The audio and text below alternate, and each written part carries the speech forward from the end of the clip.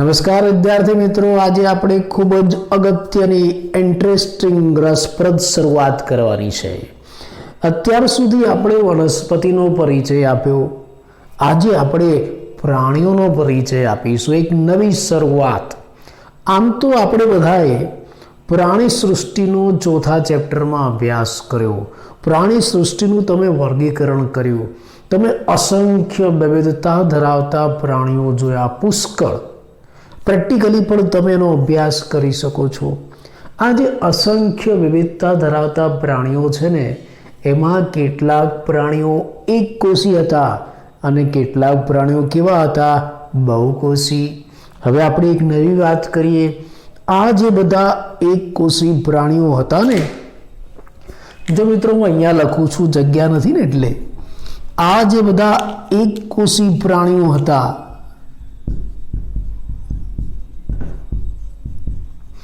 એ બધા જ પોતાના દેહના કાર્ય, પોતાના શરીરના કાર્યો, જૈવિક ક્રિયાઓ એક જ કોષ દ્વારા કરતા। એટલે એકકોષી પ્રાણીઓમાં જે પાચન, શ્વસન, પ્રજનન જેવી કોઈ પણ ક્રિયા થાય, એ બધી જ ક્રિયા ક્યાં થતી હતી? એક જ કોષમાં। તમે જાણો છો વાત બરાબર કે ભાઈ? ચલો, આપણે જે બધા પ્રાણીઓ વર્ગીકરણમાં ભણ્યા, એમાં કેટલાક એકકોષી હતા, કેટલાક બહુકોષી હતા। એમાંથી જે એકકોષી પ્રાણીઓ હતા, એ આવી પાચન, શ્વસન, પ્રજનન જેવી પ્રક્રિયાઓ ફક્ત એક જ કોષ દ્વારા કરતા હતા, કેમ કે એક જ કોષના બનેલા હતા। પણ બાકીના બહુકોષીનું શું? બહુકોષી પ્રાણીઓમાં આ બધી જ પ્રક્રિયા કેવી રીતે થતી હશે? આપણો પ્રશ્ન। અને બહુકોષી પ્રાણીઓમાં એ પાછી વિવિધતા હો। કેટલાક બહુકોષી પ્રાણીઓમાં હજારો કોષ હોય। દાખલા તરીકે હાઇડ્રા જેવા પ્રાણી તમે લો ને, તો એમાં હજારોની સંખ્યામાં કોષો છે। અને મનુષ્ય, આપણા જેવા પ્રાણીની અંદર અબજોની સંખ્યામાં કોષો છે। તો આ હજારો કોષ ધરાવતા હોય કે અબજો કોષ ધરાવતા હોય, આવા વિવિધ પ્રકારના જે બહુકોષી પ્રાણીઓ છે, એ પોતાનું કાર્ય કેવી રીતે કરતા હશે? એની અંદર પાચન, શ્વસન, પ્રજનન જેવી પ્રક્રિયાઓ કેવી રીતે થતી હશે? એક કોષી પ્રાણીઓમાં તો કોના દ્વારા થાય? એક જ કોષ દ્વારા। તો પછી બહુકોષી પ્રાણીઓમાં કોના દ્વારા થાય? ઘણા બધા કોષ દ્વારા, કોષોના સમૂહ દ્વારા। એટલે બહુકોષી પ્રાણીઓમાં આ જે પ્રક્રિયા છે, બહુકોષી પ્રાણીઓમાં આ જે બધી પ્રક્રિયા છે, એ કોષોના સમૂહ દ્વારા થાય। અને એ જે કોષોનો સમૂહ છે, એને આપણે એક નામ આપેલું છે, તમે જાણો છો? એને આપણે શું કહીએ છીએ? પેશી। સમજાયું? એટલે બહુકોષી પ્રાણીઓમાં વિવિધ જૈવિક પ્રક્રિયાઓ છે, એ પેશી દ્વારા થાય, આપણે એ જાણીએ છીએ। અને એક નવાઈની વાત તમને કહી દઉં, આ જેટલા પણ જટિલ આયોજન ધરાવતા બહુકોષી પ્રાણીઓ છે ને, એમાં મૂળભૂત રીતે 4 જ પ્રકારની પેશી હોય। તમને નવાઈ લાગશે, 4 જ પ્રકારની પેશી। પછી હાઇડ્રા જેવું હોય, તમે હાઇડ્રાને કાપો તો એ 4 પ્રકારની પેશી, તમે દેડકાને કાપીને જુઓ તો એમાંય 4 પ્રકારની પેશી, તમે કૂતરાને કાપીને જુઓ તો એમાંય 4 પ્રકારની પેશી, તમે ગરુડીને ખોલીને અંતસ્રચના જુઓ તો એમાંય 4 પ્રકારની પેશી, મનુષ્યના અંગોનો છેદ લો તો પણ 4 પ્રકારની પેશી। એટલે આ બધા જ વિવિધતા ધરાવતા જે જટિલ પ્રકારના બહુકોષી પ્રાણીઓ છે ને, એ બધાની અંદર મૂળભૂત રીતે 4 પ્રકારની પેશીઓ છે। અને આ 4 પ્રકારની પેશીઓ છે ને, એ જુદી જુદી સંખ્યામાં, જુદી જુદી પેટર્નમાં એકબીજા સાથે જોડાય, એટલે શું બને? જાણો છો તમે? અંગ બને। કેવી રીતે આયોજન થાય? આ આકૃતિમાં હું તમને બતાવું। જો મેં આ સાઈડમાં આકૃતિ દોરી છે કે ભાઈ, આવા બધા કોષો હતા, અને આ કોષો ભેગા મળીને શું બનાવ્યું? આવી પેશી બનાવી। હવે આ પેશી છે, એ ચોક્કસ માત્રામાં, ચોક્કસ પેટર્નમાં એકબીજા સાથે જોડાય, એટલે શું બનાવે? અંગ બનાવે। પછી એમાંથી જઠર બને, આંતરડું બને, એમાંથી પછી હૃદય બને, ફેફસા બને, મૂત્રપિંડ બને, બધું બને। ઉદાહરણ તરીકે આપણે અહીંયા જઠર બતાવ્યું। પછી શું થાય? આ જે બધા અંગો છે, 2 કરતાં વધારે અંગો એકબીજા સાથે ભૌતિક કે રાસાયણિક રીતે જોડાઈને આંતરક્રિયા કરીને નિશ્ચિત કાર્ય કરતું અંગતંત્ર બનાવે. દાખલા તરીકે આ જઠર છે. આ જઠરની સાથે નાનું આંતરડું જોડાય, મોટું આંતરડું જોડાય તો આખું શું બની જાય? પાચન તંત્ર. આ રીતે જુદા જુદા તંત્ર બને. પાચન તંત્ર, શ્વસન તંત્ર, પરિવહન તંત્ર, આવા જુદા જુદા તંત્ર બને. અને આવા તંત્રો ભેગા થાય એટલે શું બને? સજીવ. ઉદાહરણ તરીકે અહીંયા મનુષ્ય બને. એટલે આ રીતે જે જટિલ બહુકોષી પ્રાણીઓ છે ને, એમાં આ રીતે કોષોનું આયોજન થાય છે. કોષો જોડાઈને પેશી બનાવશે, પેશીમાંથી અંગો બનશે, અંગો જોડાઈને અંગતંત્ર બનશે અને અંગતંત્ર દ્વારા સજીવ બનશે. એટલે બહુકોષી જટિલ કક્ષાના જે પ્રાણીઓ છે એમાં કાર્ય કેવી રીતે થશે? એમાં કાર્ય આ જુદા જુદા સ્તરે થશે. એમાં કાર્યની વહેંચણી થાય. એક જ કોષ દ્વારા કાર્ય નહીં થાય, એમાં કાર્યની વહેંચણી થાય. જુદા જુદી પેશીઓ, જુદા જુદા અંગ અને અંગતંત્રમાં કાર્યની વહેંચણી થાય, શ્રમ વિભાજન થાય છે. એટલે બહુકોષી પ્રાણીઓ કેવી રીતના કાર્ય કરશે? શ્રમ વિભાજનથી. પેશી દ્વારા, અંગ દ્વારા અને અંગતંત્ર દ્વારા કાર્ય કરશે. એમાં સૌથી અગત્યનું, કોષો ભેગા થયા તો શું બન્યું? પેશી. એટલે સૌથી અગત્યની છે પેશી. કેમ કે અંગતંત્ર શામાંથી બન્યા? અંગમાંથી. અંગ શામાંથી બન્યા? પેશીમાંથી. તો હવે આ પ્રાણીઓમાં આ પેશી કેવી હોય, એ કયા કાર્ય કરશે, એની રચના કેવી છે, એનો અભ્યાસ આપણે આ ચેપ્ટરમાં કરીશું. આપણા નવા ચેપ્ટરની શરૂઆત કરીશું પેશી વિદ્યાથી. આપણે શાનો અભ્યાસ કરવાનો છે? પેશીનો અભ્યાસ. પેશીના અભ્યાસને શું કહેવાય છે? પેશી વિદ્યા. પેશી વિદ્યાને ઇંગ્લિશમાં કહેવાય છે હિસ્ટોલોજી. અને આ શબ્દ કોણે આપ્યો? જર્મન હિસ્ટોલોજિસ્ટ મેયરે આ શબ્દ આપ્યો છે 1819માં. 1819માં આ હિસ્ટોલોજી શબ્દ આપેલો છે. પેશી વિદ્યા માટે વપરાતો આ શબ્દ છે. ચાલો તો હવે આપણે પ્રાણીઓમાં જોવા મળતી પેશીની વાત કરીશું. આપણે આગળ જ કહી દીધું, કોઈ પણ જટિલ કક્ષાના વિવિધતા ધરાવતા તમે પ્રાણી લેશો એમાં મુખ્ય 4 પ્રકારની જ પેશી હોય. કયા 4 પ્રકારની? ચલો આપણે એનો પરિચય આપી દઈએ. તો પ્રાણીઓની અંદર મુખ્ય 4 પ્રકારની પેશી. પેશીના પ્રકાર કયા 4 પ્રકારની? અધિચ્છદીય પેશી, સંયોજક પેશી, સ્નાયુ પેશી, ચેતાપેશી. આવી 4 પ્રકારની પેશી જોવા મળશે. ફરી પાછું તમે આને ઓળખો છો, આ રિવિઝન જેવું ચેપ્ટર છે. એક અધિચ્છદીય પેશી, બીજી સંયોજક પેશી, ત્રીજી સ્નાયુ પેશી અને ચોથી છે ચેતાપેશી. ઇંગ્લિશમાં એને કહેવાય છે એપિથેલિયલ, કનેક્ટિવ, મસલ્સ અને ન્યુરલ ટિશ્યુ. ફરી એકવાર, epithelial tissue, connective tissue, muscles tissue અને ન્યુરલ ટિશ્યુ. એટલે આમ તમે પ્રાણીઓમાં કાર્યની વાત કરો તો પ્રાણીઓમાં એક જ કોષ દ્વારા, બહુકોષી પ્રાણીઓમાં એક જ કોષ દ્વારા કામ નહીં થાય. જુદા જુદા કોષો ભેગા મળીને નિશ્ચિત કાર્ય કરશે. શું બનાવશે? પેશી બનાવશે. પેશી દ્વારા કામ થશે અને એ પેશી પણ આગળ જોડાઈને અંગ અને અંગતંત્ર બનાવશે. પણ કાર્યની શરૂઆત પેશી દ્વારા થાય. એટલે આ ચેપ્ટરની શરૂઆત આપણે પેશીથી કરીશું. પ્રાણીની અંદર મુખ્ય 4 પ્રકારની પેશી આપણે જોઈ. કયા 4 પ્રકારની? અધિચ્છદીય, સંયોજક, સ્નાયુ અને ચેતાપેશી. એમાં સૌથી પહેલી શરૂઆત આપણે અધિચ્છદીય પેશીથી કરીશું. ચાલો આપણે જોઈએ આ અધિચ્છદીય પેશી કેવી હોય. અધિચ્છદીય પેશીને અધિચ્છદ એવું પણ કહેવાય છે. સામાન્ય રીતે આપણે એના માટે આ અધિચ્છદ શબ્દ વાપરીએ છીએ. અધિચ્છદીય પેશી આપણે સંધિ છૂટી પાડીએ ને તો અધિ એટલે સપાટી અને આચ્છાદન એટલે આવરણ. આ 2 શબ્દનું બનેલું છે. અધિ એટલે સપાટી, આચ્છાદન એટલે આવરણ. એનો મતલબ કે આ અધિચ્છદીય પેશી શું બનાવે છે? સપાટીનું આવરણ બનાવે છે. પછી બહારની સપાટી હોય કે અંદરની સપાટી, એનું આવરણ શામાંથી બનવાનું? અધિચ્છદીય પેશીમાંથી. બહારની સપાટી છે ને, બંને સપાટી બનાવશો. અધિચ્છદીય પેશી બંને સપાટી બનાવે છે.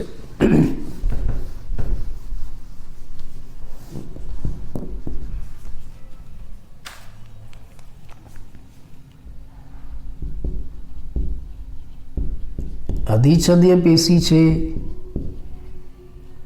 એ બાહ્ય સપાટી પણ બનાવે અને અંદરની સપાટી પણ બનાવે, બંને સપાટી બનાવશે. બહારની સપાટી છે ને એ પર્યાવરણના સંપર્કમાં હોય, બહારના વાતાવરણના સંપર્કમાં હોય, અને અંદરની સપાટી એ દેહજળના સંપર્કમાં હોય. બહારની સપાટી એટલે આપણી ચામડી, ત્વચા, જે પર્યાવરણના સંપર્કમાં છે.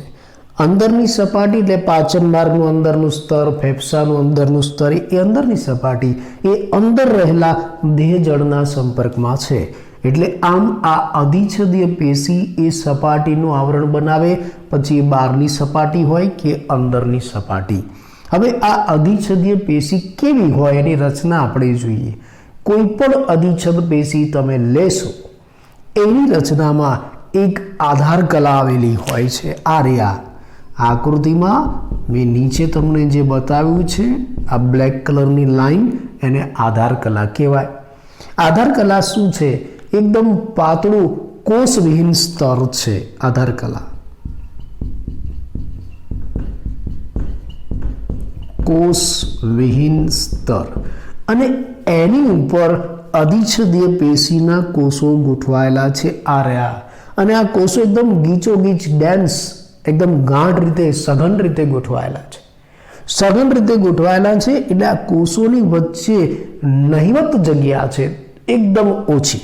જો એ થોડી થોડી મેં બતાવી છે, નહિવત જગ્યા છે, દેખાય નહીં તમને આવી. આ તો તમને સમજાય એટલે મેં બતાવી, બાકી માઇક્રોસ્કોપમાં જો તમને જગ્યાએ ન દેખાય એવી ઓછી જગ્યા હોય છે. એટલે આ કોષોની વચ્ચે નહિવત જગ્યા હોય છે. કોષોની વચ્ચે રહેલી જગ્યા એને આંતરકોષીય અવકાશ કહેવાય. આંતરકોષીય અવકાશ એટલે તમે કોઈ પણ અધિચ્છદ પેશી લેશો એની રચનામાં એક તો સૌથી નીચે આવું આધાર કલા હશે. આધાર કલા એ પાતળું કોષવિહીન સ્તર છે, અને એના ઉપર અધિચ્છદીય પેશીના કોષો ગોઠવાયેલા હોય. આ કોષો છે એની વચ્ચે વચ્ચે નહિવત આંતરકોષીય અવકાશ એવું આપણે બોલીએ છીએ. વાસ્તવમાં ત્યાં અવકાશ, ખાલી જગ્યા નથી. આ કોષોની વચ્ચે જે જગ્યા છે ને એમાં પ્રવાહી, એમાં દ્રવ્ય ભરેલું છે.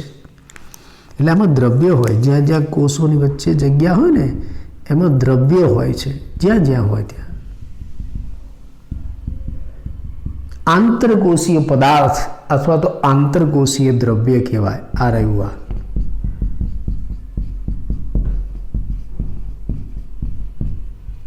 આંતરકોષીય પદાર્થ અથવા તો આંતરકોષીય દ્રવ્ય કહેવાય. દેખાય છે તમને હું જે લખું છું એ? ઓકે. એટલે તમે જ્યારે અધિચ્છદીય પેશી લેશો તો વચ્ચે નહિવત, એકદમ બિલકુલ ઓછું આંતરકોષીય અવકાશ હશે, પણ વાસ્તવમાં એ અવકાશ નથી. અવકાશ તો ખાલી જગ્યા થઈ, ખાલી જગ્યા નથી, એમાં દ્રવ્ય ભરેલું હોય છે, પ્રવાહી પદાર્થ ભરેલો હોય છે, જેને આંતરકોષીય પદાર્થ કહેવાય. હવે આ પદાર્થ કેવી રીતના ભરેલો છે? આ પદાર્થ કેવી રીતના ભરેલો છે એના આધારે આ અધિચ્છદીય પેશીમાં 3 પ્રકારના જોડાણ બને છે. આંતરકોષીય પદાર્થના આધારે આ અધિચ્છદીય પેશીમાં 3 પ્રકારના જોડાણ બને છે. કયા 3 પ્રકારના જોડાણ થાય છે? તો નામ ટાઇટ જંકશન, એડહરિંગ જંકશન અને ગેપ જંકશન. નામ યાદ રાખજો ફરી એકવાર.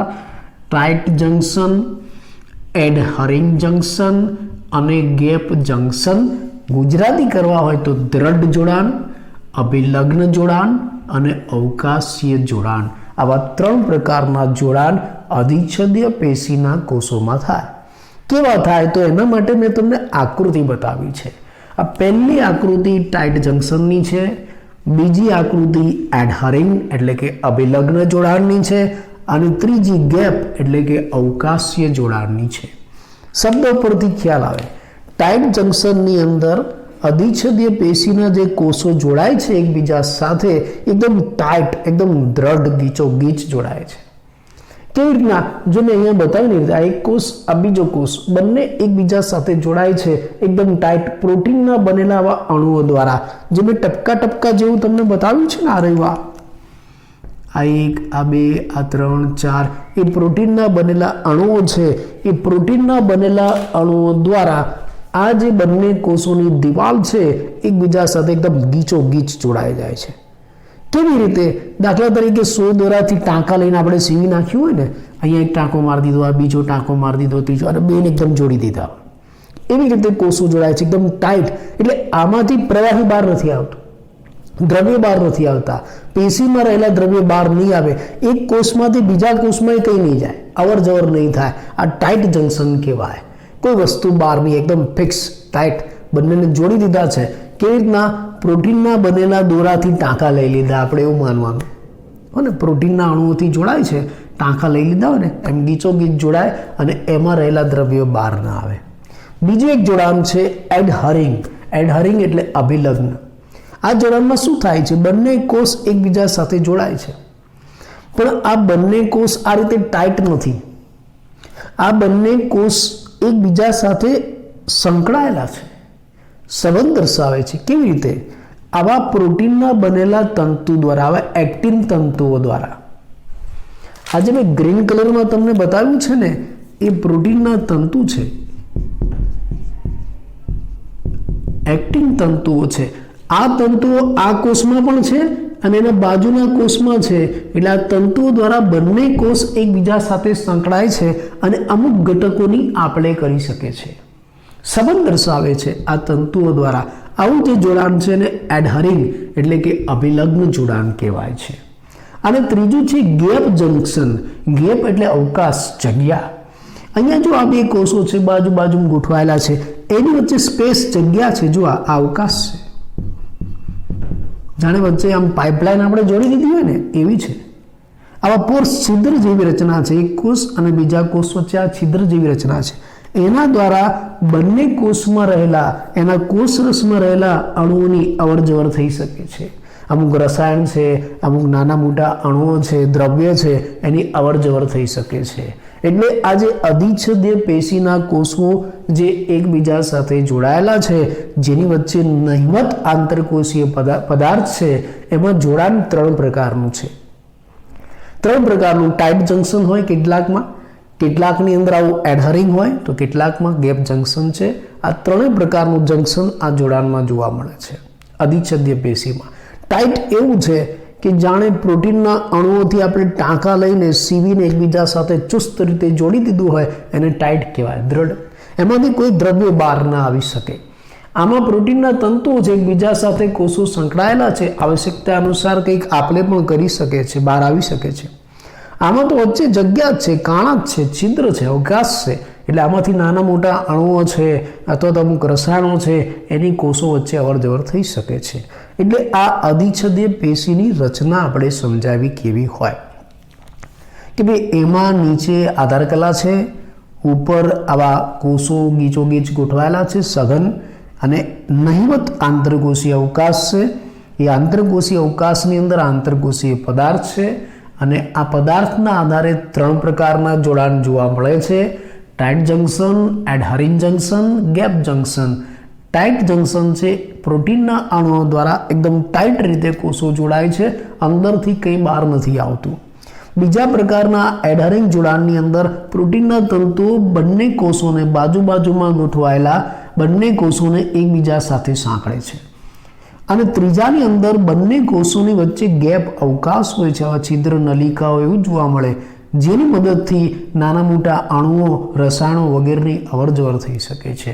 તો આ અધિચ્છદીય પેશીની રચના. બીજી એક નવી ઇન્ટરેસ્ટિંગ બાબત તમને કહી દઉં. આ અધિચ્છદીય પેશી છે ને એ ગર્ભમાં સર્જાતી પ્રથમ પેશી છે. તમે જાણો છો કે પેશીઓનું નિર્માણ ક્યારે થાય? ગર્ભાવસ્થામાં. અને ક્યાંથી થાય જાણો છો તમે?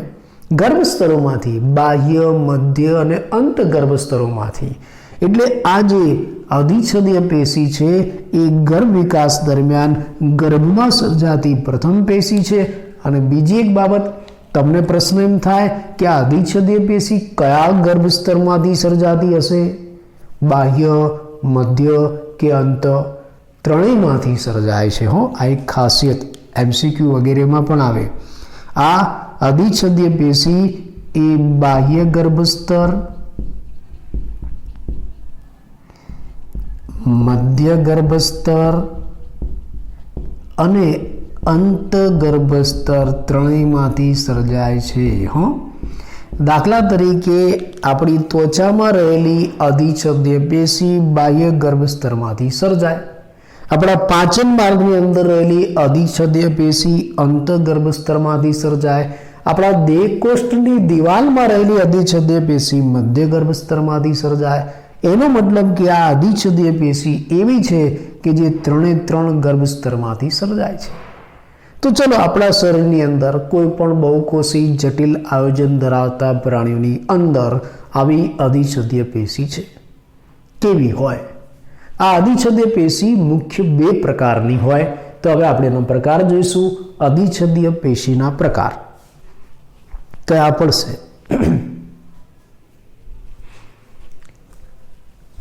અધિછદ્ય પેશી પ્રાણી શરીરમાં મુખ્ય બે પ્રકારની. કયા બે પ્રકારની? તો એક સરળ અધિછદ પેશી, બીજી સંયુક્ત અધિછદ પેશી. સિમ્પલ એપિથેલિયલ એટલે સરળ અધિછદ પેશી અને કમ્પાઉન્ડ એપિથેલિયલ એટલે સંયુક્ત અધિછદ પેશી બે પ્રકારની છે. આ બંનેમાં શું ફરક? હું તમને આકૃતિમાં બતાવું કે આ બંનેમાં શું ફરક.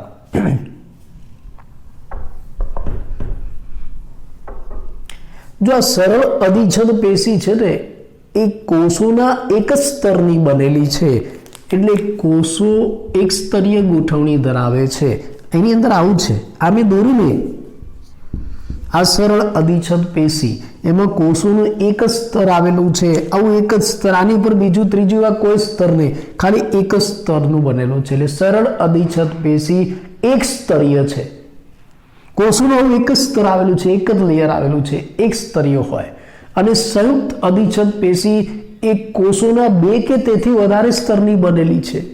બે કે તેથી વધારે સ્તરની બનેલી છે સંયુક્ત અધિછદ પેશી. એટલે આની પર બીજું ત્રીજું એવા સ્તર હોઈ શકે. ખ્યાલ? દાખલા તરીકે તમે દિવાલ બનાવતા જોઈ હશે.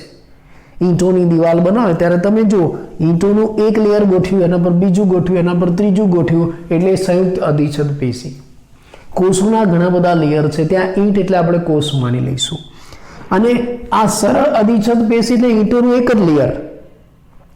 ઘણીવાર છે ને આવી અભેરાય પાળી બનાવે ખાલી ઉપર, એમાં ઈંટોનું એક જ સ્તર રાખે. ઈંટોનું એક જ સ્તર રાખે, એક જ લેયર. ઈંટોનું એક જ લેયર હોય તો એ સરળ અધિછદ પેશી, એમાં ઈંટો એટલે કોષ. પણ દિવાલ બનાવો એમાં એકની ઉપર બીજું ત્રીજું એમ ગોઠવતા જાઓ તો એ સંયુક્ત અધિછદ પેશી. એનો મતલબ કે સરળ અધિછદ પેશીમાં કોષોનું એક જ સ્તર હોય છે અને સંયુક્ત અધિછદ પેશીમાં કોષોના બેથી વધારે સ્તર આવેલા છે. બીજી વસ્તુ, આ જે સરળ અધિછદ પેશી છે ને એમાં બધા જ કોષો આધાર કલા ઉપર ગોઠવાયેલા હોય છે. આ ઉદાહરણ સરળ અધિછદ પેશીનું છે. આ આકૃતિમાં તમે જોઈ શકો, જો બધા જ કોષો ક્યાં ગોઠવાયેલા છે? આ નીચે રહેલી આધાર કલા ઉપર. અને સંયુક્ત કેવું હોય? ચલો એની તમને આકૃતિ બતાવું. એક નાની આકૃતિ બતાવું સંયુક્તની, એટલે ખ્યાલ આવે તમને.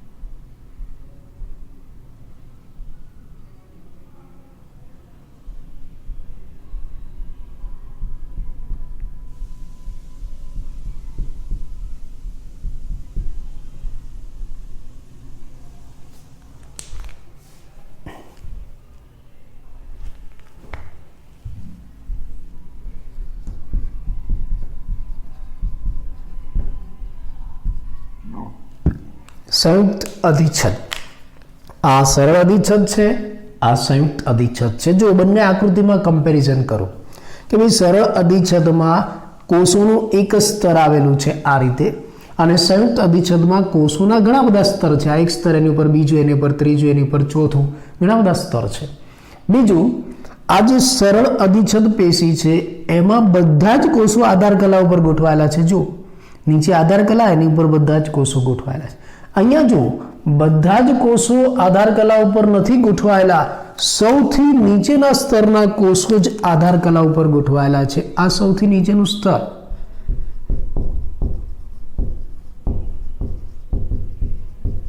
સૌથી નીચેના સ્તરના કોષો જ આધાર કલા ઉપર ગોઠવાયેલા છે, બીજા કોષો તો બીજા સ્તરની ઉપર ગોઠવાયેલા છે, આધાર કલા ઉપર નહીં.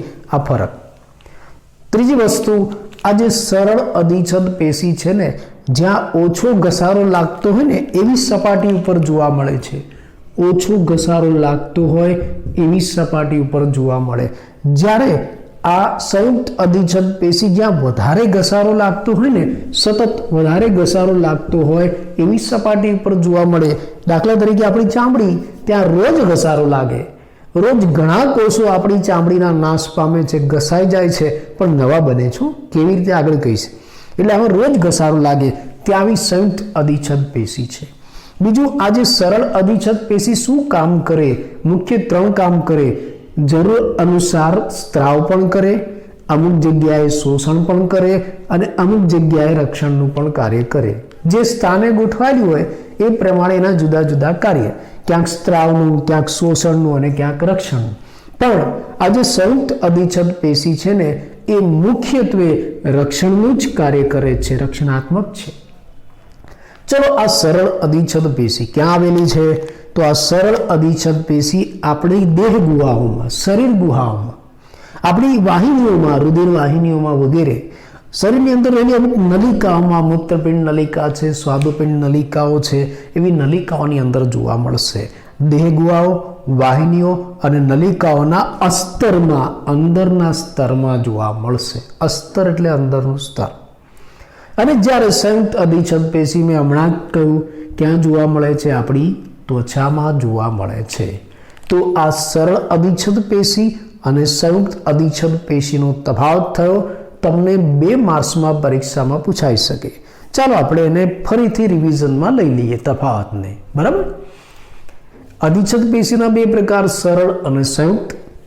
સરળ અધિચ્છદ પેશી એક સ્તરીય છે અને સંયુક્ત અધિચ્છદ પેશીમાં 2 થી વધારે કોષોના સ્તર આવેલા છે. આ સરળ અધિચ્છદ પેશીમાં બધા જ કોષો આધાર કલા ઉપર ગોઠવાયેલા છે, જ્યારે સંયુક્ત અધિચ્છદ પેશીમાં ખાલી નીચેનું સ્તર છે ને એ જ આધાર કલા ઉપર ગોઠવાયેલું છે.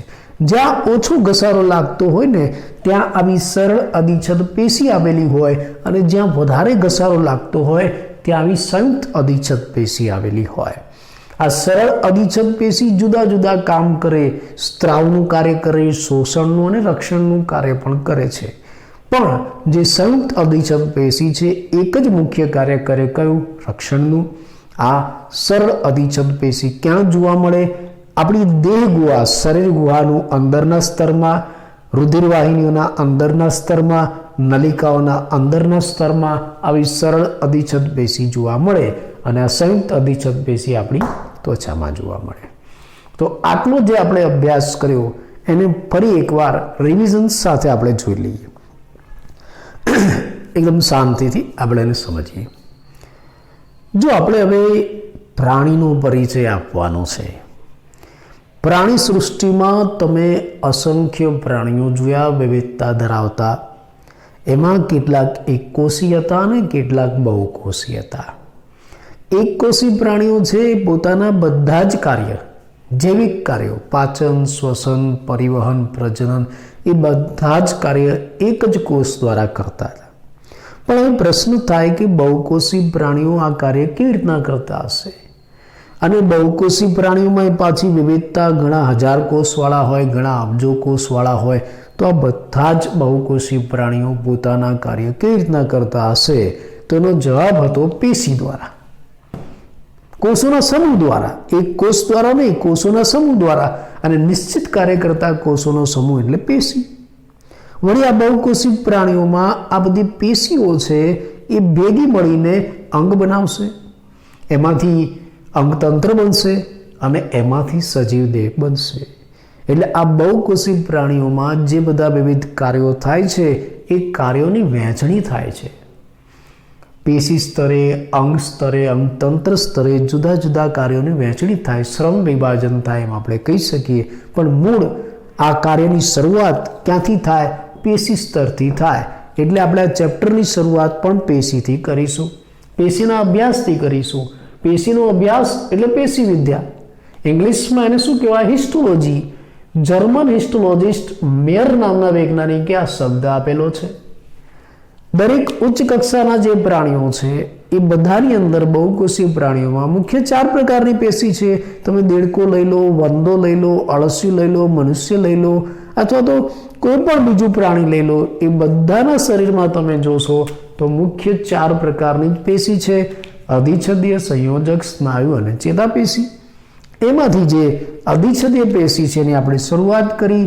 અધિચ્છદીય પેશી અને સામાન્ય રીતે આપણે અધિચ્છદ કહીએ છીએ. અને શબ્દ જો આપણે છૂટો પાડીએ તો અધિ વત્તા આચ્છાદન. અધિ એટલે સપાટી, આચ્છાદન એટલે આવરણ. એટલે આ પેશી શું બનાવે છે? સપાટીનું સ્તર બનાવે છે. કઈ સપાટી? બહારની સપાટી અથવા તો અંદરની સપાટી. બહારની સપાટી એટલે આપણી ત્વચા જે પર્યાવરણના વાતાવરણના સંપર્કમાં છે. અંદરની સપાટી એટલે પાચન માર્ગનું અંદરનું સ્તર છે, ફેફસાનું અંદરનું સ્તર છે, પ્રજનન અંગોનું અંદરનું સ્તર છે. એ દેહ જળના કોન્ટેક્ટમાં હોય છે, એના સંપર્કમાં હોય છે. તો આ અધિચ્છદીય પેશી. બીજી એક નવાઈની વાત, આ જે અધિચ્છદીય પેશી છે ને એ ગર્ભમાં સર્જાતી પ્રથમ પેશી છે. તમે જાણો છો કે ગર્ભાવસ્થા દરમિયાન પેશીઓનું નિર્માણ થાય. ક્યાંથી નિર્માણ થાય? ગર્ભસ્તરોમાંથી. એમાં પહેલી પેશી કઈ બને? અધિચ્છદીય પેશી. બીજી એક બાબત, આ અધિચ્છદીય પેશી 3 ગર્ભસ્તરમાંથી સર્જાય: બાહ્ય ગર્ભસ્તર, મધ્ય ગર્ભસ્તર અને અંતઃગર્ભસ્તર. ત્રણેયમાંથી સર્જાય. એની રચના કેવી? તમે કોઈ પણ અધિચ્છદીય પેશી લેશો તો એની રચનામાં એક તો પહેલું નીચે આવી આધાર કલા હશે. આધાર કલા શું છે? પાતળું કોષવિહીન સ્તર છે અને એના ઉપર અધિચ્છદીય પેશીના કોષો ગોઠવાયેલા હશે. આના કોષો કેવી રીતના ગોઠવાયેલા છે? એકદમ સઘન, ડેન્સ. એની વચ્ચે આવો આંતરકોષીય અવકાશ નહિવત હોય છે. થોડો ઘણો જ હોય, ઓછો જ હોય, પણ વાસ્તવમાં ત્યાં અવકાશ નથી. અવકાશ એટલે ખાલી જગ્યા એવું નથી. ત્યાં પદાર્થ રહેલો છે, આંતરકોષીય પદાર્થ. અને આંતરકોષીય પદાર્થ દ્વારા બધા કોષો જોડાય. એ જોડાણ કેવું? 3 પ્રકારનું જોડાણ: tight junction, adhering junction, gap junction. Tight junction એકદમ ટાઈટ છે, જાણે પ્રોટીનના અણુઓથી આપણે અહીંયા સોય દોરા લઈને સાંધી દીધું હોય ને એવું એકદમ ટાઈટ. એમાંથી કોઈ પણ દ્રવ્ય બહાર નથી આવી શકતા. એડહરિંગ જંકશન, એમાં જે કોષો છે એકબીજા સાથે આવા પ્રોટીનના તંતુઓ સાથે સંકળાય છે. એટલે એક કોષ અને બીજા કોષ વચ્ચે આવું પ્રોટીનનું જોડાણ હોય છે. જ્યારે ગેપ જંકશન, એમાં કોષો જે નજીક ગોઠવાયેલા છે એની વચ્ચે નલિકા હોય, છિદ્ર હોય, આખા ગેપ અવકાશ હોય. એની મદદથી નાના મોટા અણુઓ છે અથવા તો પછી રસાયણો છે એની અવર જવર થઈ શકે છે. તો આ 3 પ્રકારના જોડાણ અધિચ્છદીય પેશીમાં જોવા મળે છે. અને આ અધિચ્છદીય પેશી મુખ્ય 2 પ્રકારની: સરળ અધિચ્છદ પેશી અને સંયુક્ત અધિચ્છદ પેશી. સરળ અધિચ્છદ પેશી એક જ કોષોના સ્તરની બનેલી છે. આ 2 આકૃતિ, એક આ અને આ બંને યાદ રાખજો. સરળ અધિચ્છદ પેશી એક જ કોષોના સ્તરની બનેલી છે. સંયુક્ત અધિચ્છદ પેશી ઘણા બધા કોષોના સ્તરની બનેલી છે, 2 થી વધારે, 1, 2, 3, 4, 5 વગેરે. સરળ અધિચ્છદ પેશીમાં બધા જ કોષો જો આધાર કલા ઉપર ગોઠવાયેલા છે. સંયુક્ત અધિચ્છદ પેશીમાં ખાલી સૌથી નીચેના સ્તરના કોષો જ આધાર કલા ઉપર ગોઠવાયેલા છે. ઓછો ઘસારો લાગતો હોય ને ત્યાં આવી સરળ અધિચ્છદ પેશી હોય, અને વધારે ઘસારો લાગતો હોય ને ત્યાં આવી સંયુક્ત અધિચ્છદ પેશી હોય છે. આ સરળ અધિચ્છદ પેશી સ્ત્રાવ, શોષણ અને રક્ષણનું કાર્ય કરે છે, જ્યારે સંયુક્ત અધિચ્છદ પેશી ફક્ત રક્ષણનું કાર્ય કરે છે. સરળ અધિચ્છદ પેશી ક્યાં આવેલી છે? તો ખાસ કરીને અસ્તરમાં, અંદરના સ્તરમાં. કોના અંદરના સ્તરમાં? દેહ ગુહા, શરીર ગુહા, વાહિનીઓ, હૃદય વાહિની વગેરે નલિકાઓના અંદરના સ્તરમાં છે. અને સંયુક્ત અધિચ્છદ પેશી એ આપણી ત્વચામાં જોવા મળે છે. તો હવે આપણે આ અધિચ્છદીય પેશીના અભ્યાસની શરૂઆત કરીશું. સૌથી પહેલી શરૂઆત આપણે સરળ અધિચ્છદ પેશીથી કરીએ. ચલો.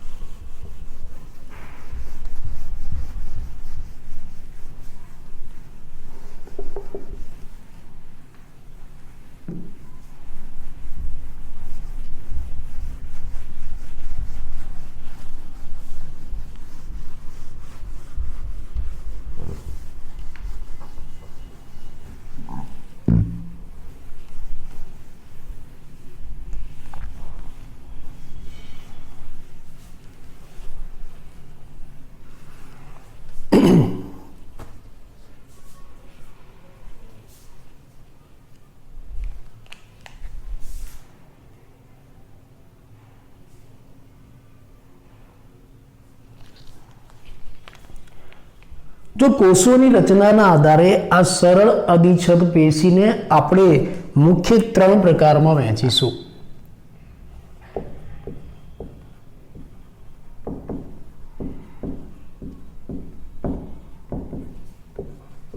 સરળ અધિચ્છદ પેશી કોષોની રચનાના આધારે આપણે એને 3 પ્રકારમાં વહેંચીશું. કેવી રચના છે, કેવો આકાર છે, એના આધારે આપણે એને 3 પ્રકારમાં વહેંચીશું. લાદીસમ અધિચ્છદ પેશી,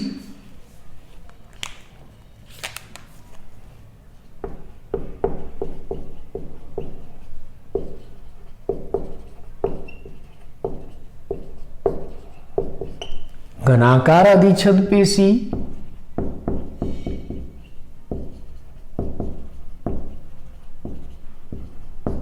અને સ્તંભાકાર અધિચ્છદ પેશી.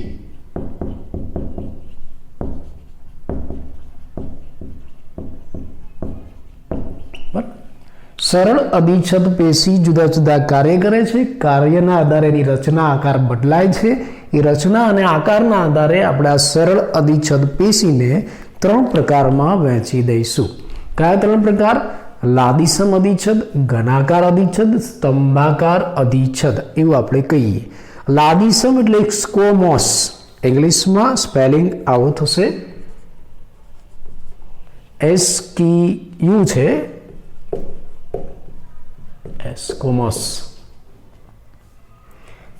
ઘનાકારને આપણે ક્યુબોઇડલ કહીશું, ક્યુબોઇડલ. અને સ્તંભાકાર કોલમ એટલે એને કોલુમનર કહેવાય છે. અધિચ્છદ એટલે એપિથેલિયમ, અધિચ્છદ એટલે એપિથેલિયમ. લાદીસમ, સ્કોમસ, ઘનાકાર, ક્યુબોઇડલ, સ્તંભાકાર, કોલુમનર. આવા 3 પ્રકારની અધિચ્છદ પેશી છે. એના આકારના આધારે આપણે સૌથી પહેલી શરૂઆત લાદીસમ અધિચ્છદથી કરીએ. ચલો.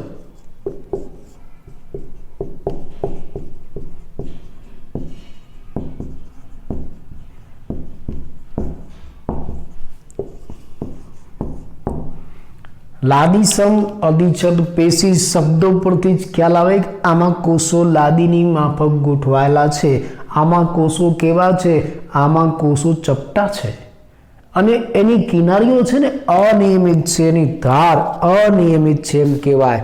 અનિયમિત કિનારીવાળા ચપટા કોષો છે. હું આકૃતિમાં બતાવું, આપણે હમણાં દોર્યું હતું ને, યાદ હતી.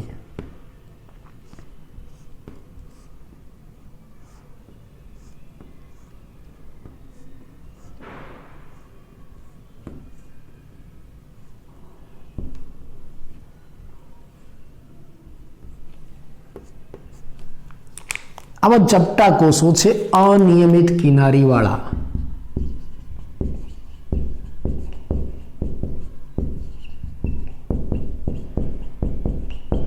ચપટા કોષો. બરાબર. લાદીસમ અધિચ્છદ પેશી આવી અનિયમિત કિનારીવાળા ચપટા કોષોની બનેલી છે, જેના કેન્દ્ર ભાગે પણ ચપટું કોષ કેન્દ્ર આવેલું છે. અહીંયા મોટું ચપટું ઉપસેલું કોષ કેન્દ્ર છે, એટલે આ કોષો પણ ઉપસેલા છે. બીજું તમે જાણો છો આ અધિચ્છદીય પેશી છે, એટલે આ બધા કોષો ક્યાં ગોઠવાયેલા હોય? આ બધા કોષો આવી આધાર કલા ઉપર ગોઠવાયેલા હોય.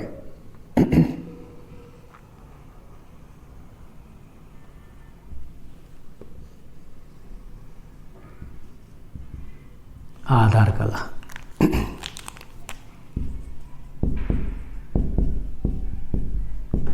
આ કોષ કેન્દ્ર અને એની અંદર હોય છે કોષરસ.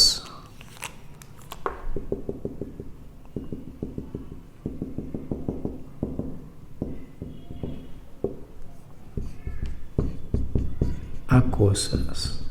આવી લાદીસમ અધિચ્છદ પેશી તમને જોવા મળે છે. લાદીસમ એટલે કહેવાય છે કે આ બધા કોષોની કિનારીઓ છે એકબીજા સાથે લાદીની માફક જોડાયેલી છે. જાણે ટાઇલ્સ હોય ને, તમે નીચે ઘરમાં ટાઇલ્સ હોય તો જોઈ લેજો, ટાઇલ્સને ગુજરાતીમાં લાદી કહેવાય.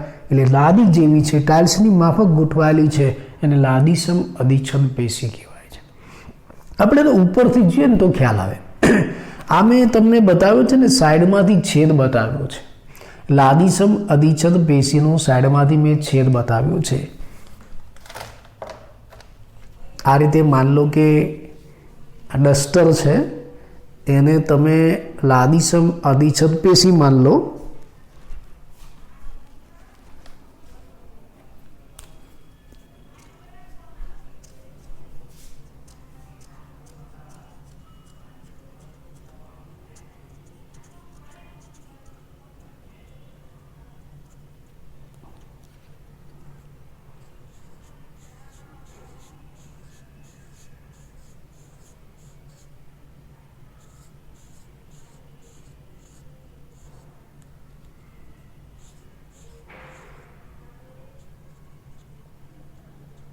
હું તમને પ્રેક્ટિકલી શું દેખાય છે એ સમજાવું છું.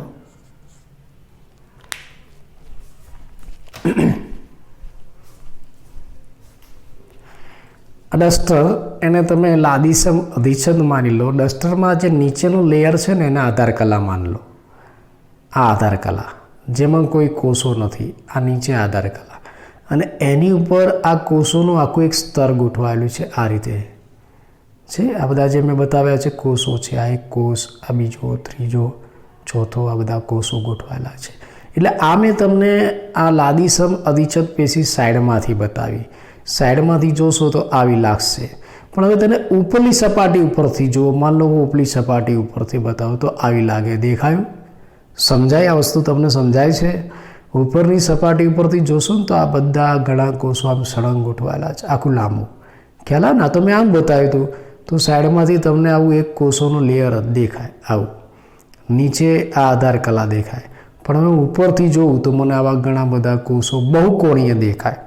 એટલે જ્યારે આપણે આ લાદીસમ અધિચ્છદ પેશીને ઉપરથી જોઈએ છે તો આવા બહુકોણીય કોષો તમને દેખાશે, પણ સાઈડમાંથી જુઓ તો આવા ખાલી એક કોષોનું સ્તર ગોઠવાયેલું એવું દેખાશે. અને આવી આકૃતિ તમને પુસ્તકમાં આપેલી છે. ચલો હું દોરીને બતાવું.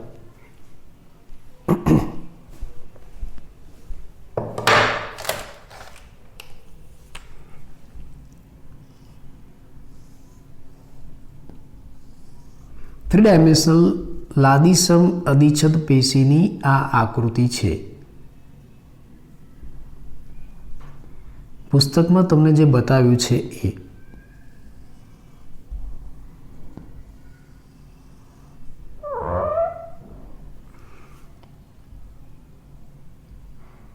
તમે સાઈડમાંથી જોશો ને તો આવું દેખાશે.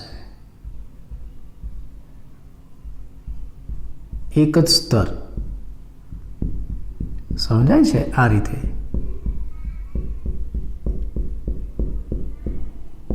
અને નીચે શું હશે? નીચે આધાર કલા હશે. હમણાં મેં ડસ્ટરમાં બતાવ્યું હતું ને એવું. નીચે આધાર કલા. થ્રી ડાયમેન્શનલ આકૃતિ છે, છેદ લીધો છે. પણ ઉપરથી તમે જોશો ને તો આ રીતે તમને દેખાશે. આવી સપાટી ઉપરથી તમે જોશો ને તો આવા કોષો બહુકોણીય તમને દેખાશે. ચપટા કોષો ઉપરથી ઘણા બધા આ રીતે દેખાશે. હમણાં મેં ડસ્ટરમાં ઉપરની સપાટી તમને બતાવી હતી, એ બહુકોણીય હતી. આ રીતે બહુકોણીય કોષો તમને દેખાશે. સમજાય છે? આ બધાની અંદર કોષ કેન્દ્ર હોય. હવે આટલા બધા હું નથી દોરતો, પણ આ બધાની અંદર કોષ કેન્દ્ર હોય છે. આપણે હમણાં ડસ્ટરમાં બતાવ્યું હતું એવું. ખ્યાલ આવી ગયો ને? થ્રી ડાયમેન્શનલ આકૃતિ છે.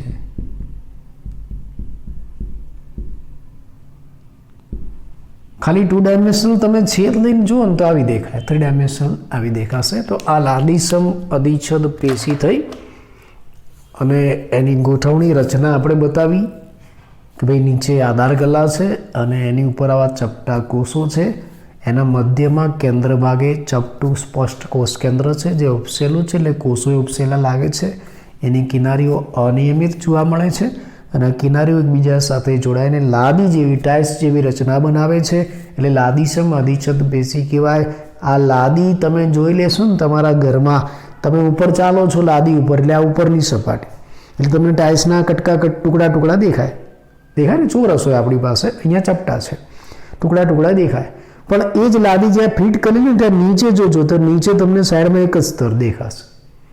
જોજો એ સાઈડમાં એક જ સ્તર, એ આવું દેખાશે. ઉપરથી જોશો તો આવું દેખાશે. સમજાય છે આ શું કહેવા માગે છે? તો આ લાદીસમ અધિચ્છદ પેશીની રચના આપણે સમજાવી. હજી એના કાર્ય અને એના સ્થાનની બાબત બાકી છે, પણ એના માટે મારે નવેસરથી બોર્ડ ભરીને સમજાવવું પડશે. એટલે આજનો લેક્ચર આપણે આટલો જ રાખીએ છીએ.